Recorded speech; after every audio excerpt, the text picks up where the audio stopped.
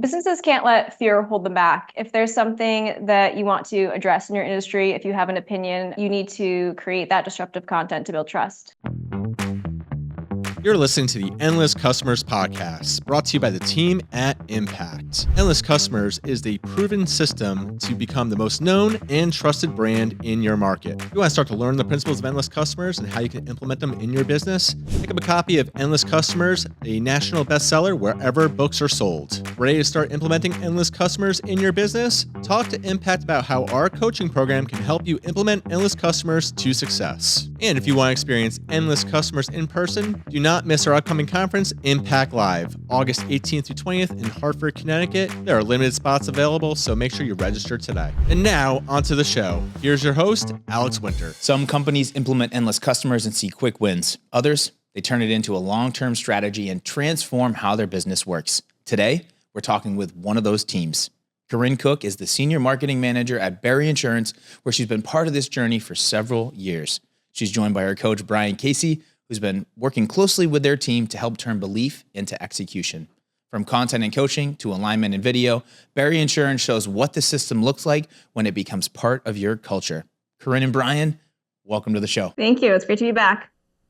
Good to be back, Alex. Awesome. I'm happy to have you on the show. It's going to be a great conversation today. I'm really excited to dive in. And we're talking about content and we're talking about video, but we're also talking about coaching and how it really shaped the success that you've had at Barry Insurance. So before we get into the nitty gritty, Corin, can you just set the stage for our viewers and listeners out there about what Barry Insurance is, and then also your role and how you're part of the whole mix? Sure. So Barry Insurance is a small family-owned independent insurance agency offering both personal and commercial insurance. We're located in Franklin, Mass, and we've been around for over 100 years now. And I am the Senior Marketing Manager there, and I've been here since 2019. Wow, 100 years. That's impressive. 103. Whoa, 103. Well, and I'm a fellow Massachusetts person myself, so you're in good company. Go Sox. Yeah, let's go. Don't let Bob Ruffalo hear you say that because he's a big Yankees fan. I know. Anyways, let's get into what role coaching played in your journey with Endless Customers and just your relationship with your coach and how that affects the day-to-day, the accountability piece, and just everything you do when implementing the Endless Customer system. Sure. So back when I started in 2019, I came from a background of journalism and public relations. So I really wasn't new to knowing how to ask the right questions and write an article. But what was very new to me was writing for digital marketing. So writing not just to sound good and to convey the information I wanted to convey in the most direct way, but writing to solve problems. So Brian was very helpful in that and teaching me, how to write for SEO, how to write for different buyer stages, all of that stuff that goes into writing for digital marketing in the online space. So that has been critical. He's helped us keep our momentum going, and he's helped us keep up to date with industry trends and updates, which has been really important. In fact, we took a couple years off of coaching. A few years ago, we felt like we were in a really good place. We were on top of things, self-sufficient, doing everything we needed to do. And I continued to go to the Impact conferences twice a year. And then at a conference last year, I had this moment listening to all the sessions, realizing oh, we're not as up to date as we used to be. There's stuff we need to catch up on. The world is changing, especially in the evolving world of AI. A lot is changing in how we need to market. So we decided to get back on board with coaching, working with Brian and also Joe on the HubSpot side, and both have been tremendously helpful in helping us with some of these new changes. We do our best as a marketing team to keep up with industry trends and ideas of our own, but having this team of really talented people at Impact who do this 24/7 as a job, as well as work with so many other clients who are doing incredible things. I think all the coaches at Impact see firsthand what everyone's doing and what's working and what's not doing. So they've been able to bring some really cool ideas to the table for us to try. That's amazing. Yeah, that's really cool to hear. And Impact Live is a great event that happens twice a year. We actually have one coming up. Am I going to see you in a few weeks? Yes, you will. Me and two others. Awesome. Yeah, for everybody out there listening and watching, 18th through the 20th in Hartford, Connecticut, Impact Live is coming, and it's going to be a good one. We have a lot of really juicy subjects, especially around AI and everything going on in that space. So I'm Excited to see you. Can you just tell everybody, since we're talking about it, why you go every year and why you find it so valuable to continue to go and to, interact with other companies and hear from the coaches and hear from guest speakers and things like that? Well, like what's driving you to go twice a year? Yeah, I think it's kind of, what I just mentioned. We only know what we know. We don't know what we don't know. So going to the conferences, see what other coaches and what other companies are doing is always really eye-opening, especially at that point where we did stop coaching. Going there and seeing all the changes has been helpful to make sure that we are staying on top of things as much as we can, because marketing changes all the time, and something that we've been doing for 3 years or plus, all of a sudden you might have to pivot and do completely differently. So seeing how everyone else is taking on the changing world of marketing has been super helpful. It's also interesting. I remember years ago coming out and filming a case study in Franklin, Mass with you guys, and I was fascinated that you're an insurance company doing endless customers. And it was one of those things where it worked so incredibly well for you. And I think a lot of people out there may not think that content and video and social media would work for the insurance space, but I feel like you proved them wrong. Can you talk a little bit about how well it's worked for you as a company and as an organization, and why it's been so effective? Yeah, I think we always kind of joke around over here that people see insurance as like one step above the used car salesman. Like it feels like an industry that you don't really want to trust, especially because it's so complicated. Even if you read through your own policy, like half the stuff in there, you're like, what am I even looking at? So Totally. There's a lot of questions to be answered. And I think in this industry, not a lot of people are doing it. So I really think that gave us the upper hand in being honest about things like pricing, about things like where insurance does fall short. It's that essential piece of building trust that I think really helps and has been advantageous for us. And you guys have been really standing out. Talk about disruption. It's certainly something that a lot of other insurance companies I don't see doing. So good on you. Brian, I'm going to come over to you. I have a question about coaching. So going back to the coaching piece, what's it like from your perspective, and what stood out with the way that Barry and Corin and the team there has been implementing endless customers for you? One thing that's very cool about the Barry story is that Caitlin, the owner, started writing content. So she caught the vision pretty early on. And instead of being like, this is something that, sounds good, she got just dirty. She got her hands in the work, started doing it, eventually hired Corin. And now Corin is in a position where she's managing a content writer and a videographer as well. So one, just to see the growth from not having a marketing team, having your owner doing your marketing, to having a marketing team built out. And it's been awesome to see Corin have that upward mobility as well, which is pretty typical when you bring in a content manager. If they're really good at their job, they begin to own a little bit more of your marketing efforts altogether. In terms of how they approach it, I can joke back and forth with Corin on coaching calls, because I'll say something, she'll be like, oh yeah, that sounds good. And I'm like, sounds good we're going to do it, or sounds good that's an interesting idea. But I would say 90% of what we talk about, by the time we meet next time, it's already actioned. That's a big difference between certain clients and how they want to work outside of the meetings that we have with them. With Barry, it's never really been a question. If we have a meeting and we say, here are the action items, I don't have to follow up.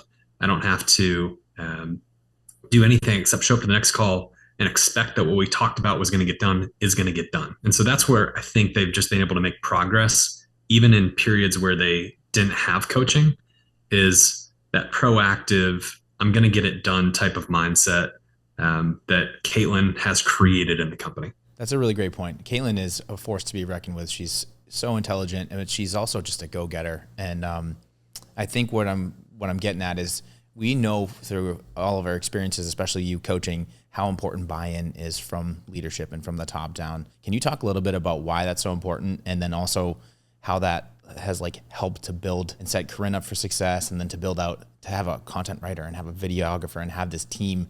They really have their own internal marketing team that's just cranking 24/7, and it's cool to see that implemented. So what was that like from your perspective? Yeah, so I think the leadership component of this is you really dictate how everybody views the work to be done. Mm-hmm. And ultimately, you could hire a content manager and say something along the lines of, this person's going to help us get more leads and give us more sales opportunities. Or you could take the approach of something more along the lines of, this person's being brought in to help us to become the most trusted voice in our space. We know that customers are out there, and we want to have the best possible experience as they're seeking an option and evaluating options. And that's what this person's here to do. So leadership frames everything for the company. And ultimately, leadership is the ones that are going to hinder or facilitate the success of your entire content program. If you have companies that are, unwilling or shy to talk about like the disruptive type content, that typically stems from a leadership standpoint. Leadership being a little bit gun shy about something. Yeah. And oftentimes, like that's where the actual magic happens, is when we say things that have never been said before. Corinne mentioned it, but in the age of AI where everything is regurgitated content, you kind of have to say something nobody else has said before. Yeah, absolutely. So leadership plays a big deal in setting the tone and culture to say, this is who we are as a company. Companies that do endless customers really well, it's not a marketing initiative. It's not a content play. This is who we want to be to the world. We want to be trusted. We want to be known. We want to be helpful and educational. And that permeates throughout the entire organization, not just the content we create, but decisions we make as businesses as well. Yeah, great points. Corinne, what was that like for you, having Caitlin as in that leadership seat and giving you that support and really allowing you the space to build this team out and to push you to create this content and to disrupt? I mean, Caitlin's the whole reason that it actually worked. It really was top-down leadership. I think a lot of companies where they may struggle with incorporating endless customers is the buy-in from the team. We're fortunate we have a pretty small team of 14 people, so alignment was pretty easy, especially with Caitlin at the top being that person saying, this is what we're doing, this is how we're doing it, and making sure at the beginning it was an intentional everyday effort to really talk about this new marketing strategy and how we're integrating it into everything we do, whether it be, our sales, our recruiting, our customer service. It's touched every part of our organization. So at the beginning, it was a lot of content brainstorming sessions. It was a lot of sales and communication training. And now it's much less of an effort. It's just kind of what we do every day. As a marketing team, we're not reaching out to the team saying, okay, what content ideas do you have for us? It's them coming to us, say, hey, we should write an article about this. So it was because of her leadership and her decision to jump all in and say, this is what we're doing and here's how we're going to implement it, that has really made my job easy because, everyone's on board. Everyone's so aligned. That's wonderful to hear. And you really, when you have that alignment, it just becomes like a repeatable system and process that you can just keep creating content that your buyers want and that they need to hear. And that's going to put you in a really great position to be found in not just search, but with all this artificial intelligence noise that's happening as well. Corinne, I want to stay on you for a second. So can we talk a little bit about, we were joking right before we got on the show about how you have this really cool setup and you have an awesome videographer there. What was it like hiring a videographer and building out the video portion of this equation? Because I know you do the written part very well and you're very strategic, but what was it like adding video into the equation? Yeah, it was definitely a game changer for us because for about a year, it was just me writing content, and all of a sudden we added this whole new piece to our marketing team, which is something that I know nothing about. I have zero video background. So it was interesting to kind of start that collaboration and figure out how we're integrating both video and written content. And it really became a game changer in that rather than just writing an answer, now we can show it. And more importantly, we can show our team. We have a lot of personality over here. So we definitely make our videos. There's a lot of fun. There's a lot of humor. But more importantly, I feel like it builds trust because you're seeing the faces that you're working with every day. It's just, in this digital world, I think a lot of people gravitate toward video now. So video has been huge for us. It sounds like it was great. And you guys I love your YouTube channel. You do have a ton of personality in your videos. And for everybody out there watching and listening, you should definitely go check out Barry's YouTube channel. But were there any like speed bumps or were there any issues that you had to kind of work through, especially being new to the video piece? Like, how was that journey for you as you worked through it? Yeah, I think we were very fortunate to hire such a great video producer. So he really he knows what he's doing. So it's okay that I don't know what I'm doing in video because I can fully trust him. But it was a lot of figuring out like, how is video different from written content? How are we going to implement, they ask you answer and endless customers into video? So I think that was kind of the biggest challenge at the beginning, figuring out the strategy of it. And I think also the biggest challenge, I think in general with implementing endless customers was just kind of waiting for the payoff, waiting for the fruits of our labor, because it's something that you need to kind of commit to a lot at the beginning, and you put your blind faith into just pumping out this content and waiting for results. And one day they come, but at the beginning you say, I'm doing all this work. When is it gonna happen for me? So Yeah, that was the initial challenge, I think. Yeah, that's a good point. It's a lot of upfront. And Brian, this is probably a good question for you. It does take time to build the systems, the processes, to put the content out, to get as we say, the content train rolling. What's that like as you're coaching teams and coaching clients to get them to like see the light at the end of the tunnel and be like, it is going to work. You just have to keep putting in the effort, like Corin just said. The cool thing is AI, I found this stat the other day, 65% of AI results are content that's published in the last 12 months. So a part of that is changing. Recency plays a big factor in the current environment. It is possible that you could see results quicker. But ultimately, I think it comes back to the conversation of, is this a content play, or is this how we want to present ourselves to our market and our potential buyers? And there are ways that we can present ourselves and change the dynamic of who we're known and how we're known if we start to use content early in the sales process, for instance. Mm-hmm. So there are some easy, quick wins where if we identify potential misalignment or a lack of education that would cause friction in deals, we can very much take content, leverage it in a way that helps us to overcome those challenges, where it actually starts to build some momentum from an assignment selling standpoint, while the engine is building to the point where you have a sustainable engine of traffic and leads coming to your site. As we kind of think about it in the historical way of like traffic leads to leads, leads to sales, which is again all just being disrupted. What do you see for the future as a coach with AI? Do you feel like we're certainly AI focused here at Impact, and I know at Barrier Insurance they are as well. How does that play into your day to day and coaching and just coaching calls in general? Yeah, I don't know who's going to co-sign on this at Impact, but my personal take is that AI is going to be used more for a recommendation engine than Google ever has been, just because there is some intelligence behind it. Like yesterday, I used AI to evaluate the ingredients between two different baby formulas and then give me an example of like, what are the differences between these and why should I care? And use that to determine which one I was going to buy. And so I think there's still going to be some people using Google for some general information.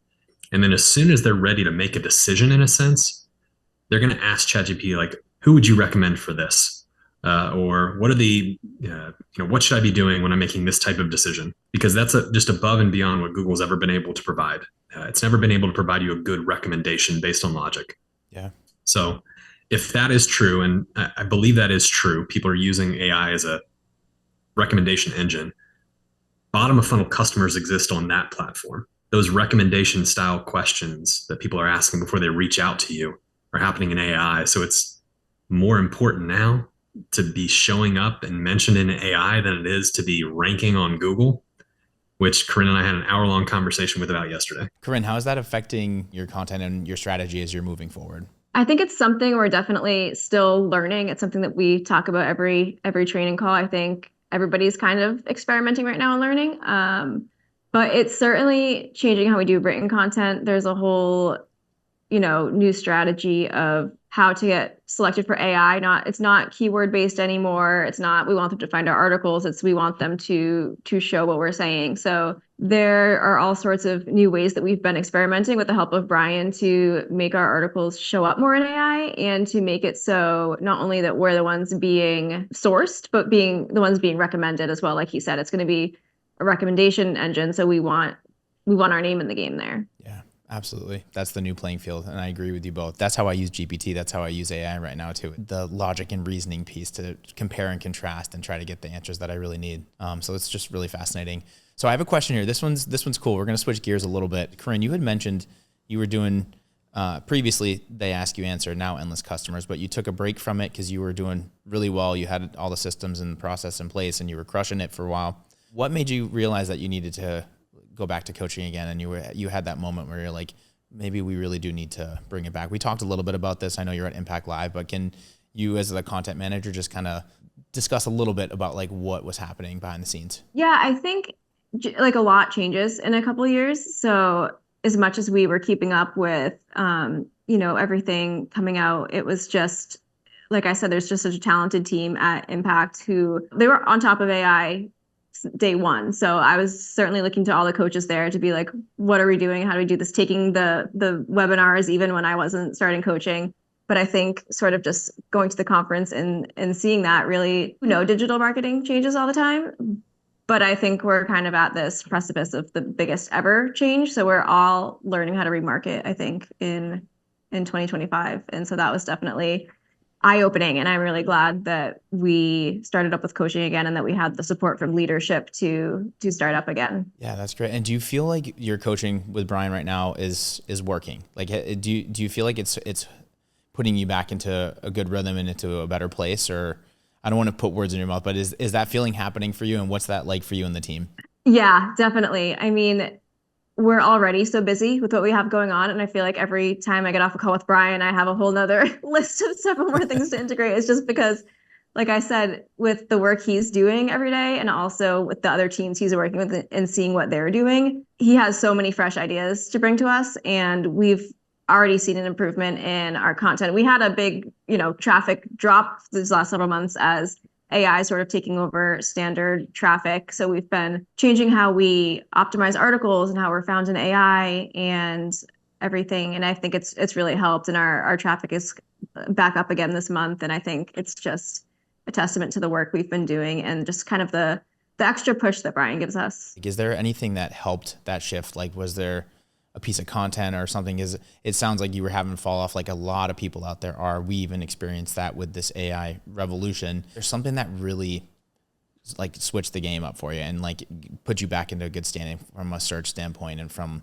just like numbers and analytics. The ways we changed optimizing articles has really helped changing how we structure paragraphs, how we integrate more charts and visuals and just make it so much more visually digestible. I think that is super helpful. And I think that's going to continue to make our content better and better. I would say that's probably the number one thing right now. Very nice. Brian, what are you seeing, as you're coaching them that's been working really well and that stands out in your mind? Two things. One, they worked with Vin to do some performance technical updates to increase their performance, like their technical performance of their website, which I think is having a rising tide raises all boats effect. Mm-hmm. Like a lot of the top content is performing like it used to in one of the top spots, but it's getting more than it used to. So I think that is one of the pieces, like your website is kind of this foundational piece that, depending on the performance of it, could sink or rise your boat. And then I think the other piece is we talked about like how they are currently prioritizing optimization. And we tried to create a strategy that was going to put us in a better position. So essentially we instead of doing like a round robin, this one hasn't been touched in 3 years, let's update it. It was more of a what's working well. Let's look in console. Let's look at these analytics platforms and identify where are the places where we could make like small little jumps that would have a big impact on the amount of people finding us. Mm-hmm. And that has helped as well. Very nice. I want to ask this question. This is, I think, a relatable one. There's a lot of people that are out there watching and listening that are maybe at the start of their endless customer journey. Maybe they just read the book and they're more curious, but what would you give for advice to marketing leaders that are either at the beginning of their journey or maybe they're stuck somewhere in the middle and they're trying to just master endless customers and help implement it in their business? I would definitely say you have to go all in. I kind of mentioned before, it's a big jump. It's a big time investment. It's a financial investment, but I think you have to fully commit to make it work. You can't really test the waters with it. So I would say like hire that content manager, hire that video producer, start with coaching because, as I've said over and over again, the coaches really are amazing. And with their guidance, this really does work. Thanks. We appreciate that, Corin. That's really nice to say. And Brian, for you... You didn't even pay me to say it. No, we're not. This is unsolicited.